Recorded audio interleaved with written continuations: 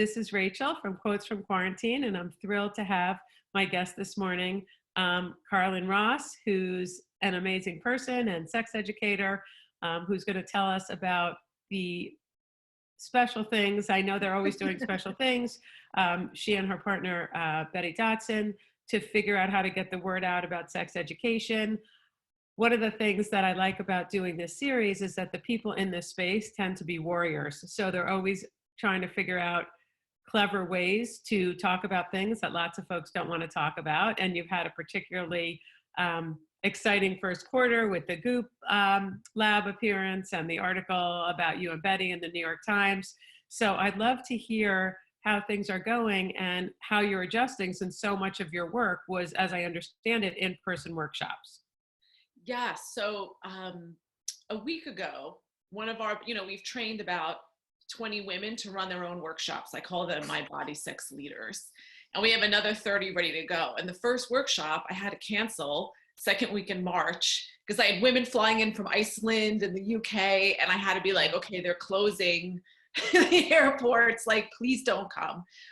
Was a certification group. So it was women who were going to get trained. And this was their second workshop. And Betty and I were really looking forward to it. And so I was sitting here, I'm like, what are we going to do? And one of the women said, why don't we just do a Zoom chat to check in with everyone? And so 2 weeks ago, we did our first Zoom chat, and we had 30 women from all over the world. And it was very healing to hear women, like 1 day into a lockdown versus 2 months. Like, so we had women from Spain and some of the heavy hit areas, Italy, and see how they were coping. And it just made us feel like we weren't alone, that everyone was kind of cycling through the same range of emotion. Right. And then someone had the idea, like, what if we did erotic recess, which is day 2 of the workshop. We all, Betty and I will take them through techniques on how to self-pleasure.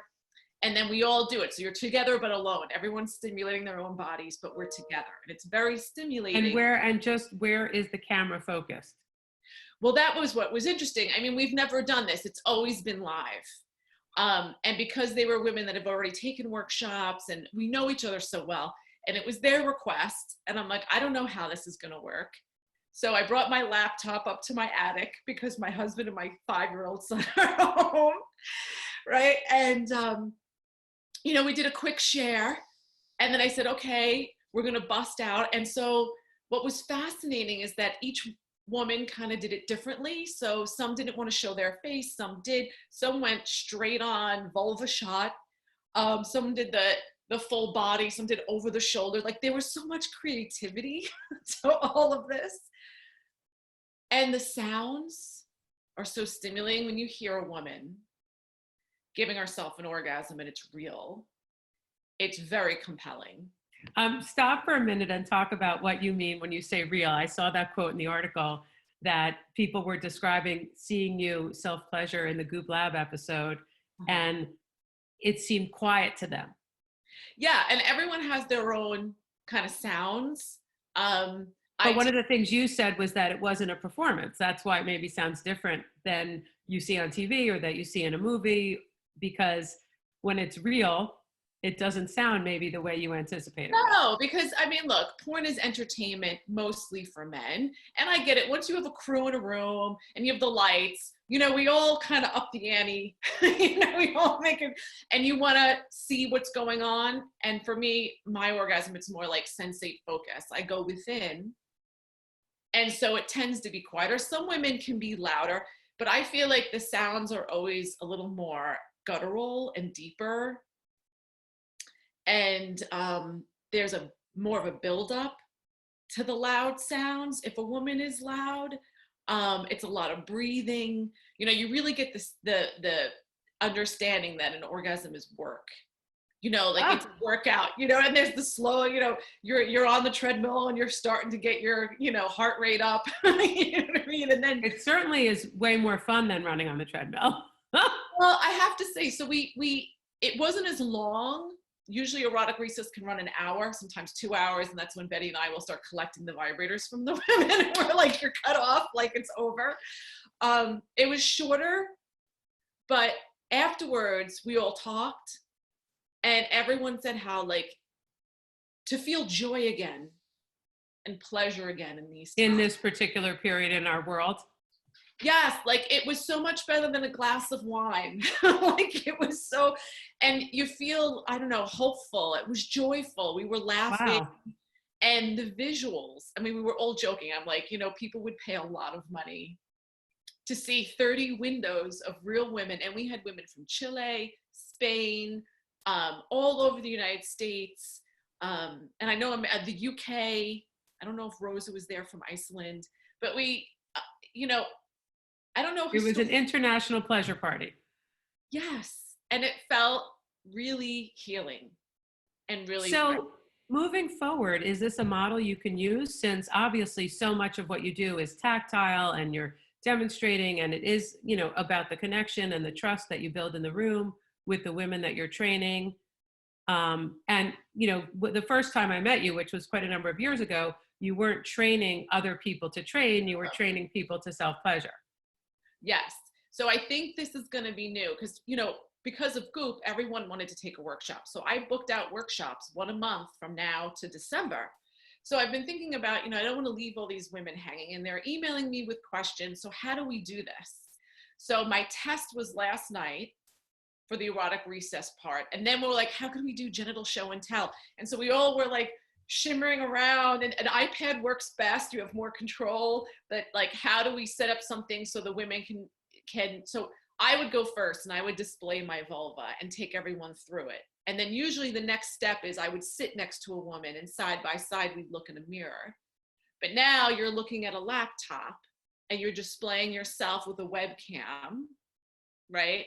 But I think we tried it. So I'm like, guys, can we try this? And so we were all trying, and it worked. Because the whole point of genital show is tell is that you see a range. And when you saw all the tiles of the women, it was like, oh, you have demi lips. Oh, look how yours are this. I mean, nothing can replace a live event, but it got close. It was a feeling of freedom, a feeling of self-love and self-acceptance. So I'm thinking of changing it though. I wouldn't just go right into that. So I'm going to take the workshop, break it up, and because we do it in 2 days. So it's 6 hours, 2 days in a row. That's, you can't, I don't think that translates to an online experience. So maybe I would break it up and make it like 4 weeks, an hour or so at a clip. And the first one, we would start with our share. How do you feel about your body and your orgasm? And we could even be clothed, because at that point, you know, like slow walk it a little.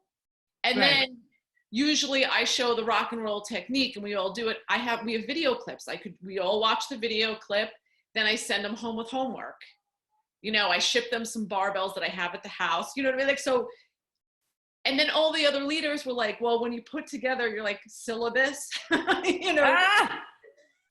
So one of the things that, you know, that always strikes me, you know, Betty's been at this a long time, and she's an icon. Now there's a whole new generation of people who now are aware of her. It's just ironic, you know, she's an overnight sensation on Goop Lab, but she's been doing it for 40, 50 years. You've been working with her for over 10 years, I think, at this point. Yes. So, and your background is as a lawyer.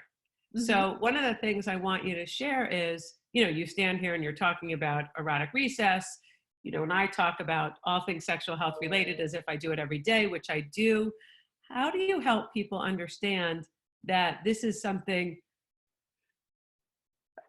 just allergies? Oh, I know. I have this is my allergy season. And it's like, I promise, just allergies. I've been in self-quarantine for 16 days. How do you explain to people who haven't had that experience and haven't participated in one of the in-person workshops or online, how you get to a comfort level with something like this, when it's probably fair to say the average woman doesn't start her day thinking I could really participate in erotic research and erotic recess, excuse me. yeah, no, I love having Betty as a role model, because she goes, you know, every time in her life that she took a step out of her comfort zone and did something over the top, she's like, I was always nervous. I was always scared. she would do a breathing exercise to calm herself down. And I feel like if we're not challenging ourselves, we're not alive. I mean, It's so interesting you say that, Carlin. I don't know if you're a fan of Brene Brown.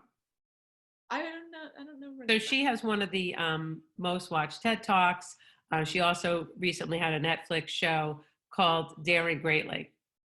And one of the things that I took away was a statement she made, which is if you're not nervous, you're not trying hard enough. And it sort of helped me frame when I'm doing things, which is often, that make me uncomfortable. Recently, I was participating in a rally, and the background that for decades I've been focusing on this, the fact that we can't get people in sexual health can't get access to the same media channels or the same funding. And so I was participating in a rally with entrepreneurs who were, easily 20 years younger than I am, present themselves very differently. Their personal sexuality was a lot more front and center in their presentation than mine is from a business perspective. And I'm driving into New York City saying, I'm going to a rally. What do you wear to a rally? I've never been to a rally. And then I said, oh, well, I definitely feel uncomfortable, so this must be right. And it gave me a sense of comfort that that feeling was something that I was supposed to be having. Yeah. I mean, I think especially in this time right now, I mean, we're all nervous because we're looking death in the face, right? And usually we can fool ourselves into thinking we're going to die as old women, right? You go, oh, that's only coronavirus only kills old people. Well, it's killing people in their 30s and 40s. So it's real, it's here. So if we can't let go enough to challenge ourselves, to get in our bodies, experience pleasure now more than ever, just going to the grocery store is risk. Exactly. So and besides that, it's now a combat sport and you're racing in and out to get the last box of whatever. I know. Right before this happened, I had gone to Trader Joe's. I hadn't shopped in a while and I just bought a ton of stuff. So we were stocked up, but I resisted that urge to hoard because I thought, it's going to be okay. Right. I don't have to hoard anything. We can make do. The only thing I bought like a big thing of rice and a big thing of peanut butter. And I'm like, whatever happens, like, we're going to be okay. Right. So it's like, don't forget your common sense and pace yourself, take a breath. But let me tell you, sharing orgasms last night with all those women, because we kept on going and going and going. And then we talked afterwards. I felt normal for the first time in like a month. And that's really what's inspiring me now. Cause I want to spread that, I wish we could have the workshops live. So I'm going to start emailing the women. If we can't, we can do the best that we can.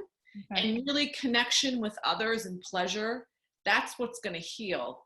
So before we started, we dedicated our orgasms and our orgasm energy to all of the people making our lives work, saving our lives, the healthcare, the frontline healthcare workers. Yeah, the cops, the firefighters, the delivery people, the Amazon workers, everyone that we kind of look past as critical to the success of our lives. It's celebrities aren't making this all work. And in that moment, you honor them. And that's a beautiful sentiment.